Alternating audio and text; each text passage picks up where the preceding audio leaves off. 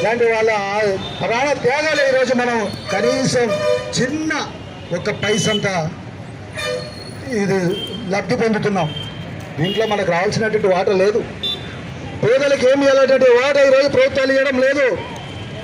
అప్పుడు స్వతంత్రానికి ప్రాణత్యాగాలు చేశారు. ఇప్పుడు పట్టడన్నం కోసం, తాగు నీళ్ళ కోసం గొడవలు చేయాల్సినటువంటి పరిస్థితి, ఆందోళన చేయాల్సిన పరిస్థితి ఈరోజు మనం తెచ్చుకుంటున్నాం. కాబట్టి ఇలాంటి మహానుభావులను స్మరించుకోవాలి, ఇలాంటి మహానుభావులను ఆదర్శంగా తీసుకోవాలి. అప్పుడే మనం ఈ దేశం ఏం చేసింది నాకు అనేది కరెక్ట్ కాదు. ఈ దేశానికి నేనేం చేశాను, ఈ దేశం కోసం నేనేం చేశాను అంటే ఇదే ఆదర్శం. ఇలాంటి సభలు ఎక్కడో నాలుగు గోడల మధ్య కాదు, ప్రజల మధ్య, ప్రజలు చూస్తున్నటువంటి మధ్య జరుపుకుంటేనే ఇదే ఈ యొక్క వారికి మనం ఇచ్చే ఘనమైన నివాళి అని చెప్పేసి నేను తెలియజేస్తా ఉన్నాను.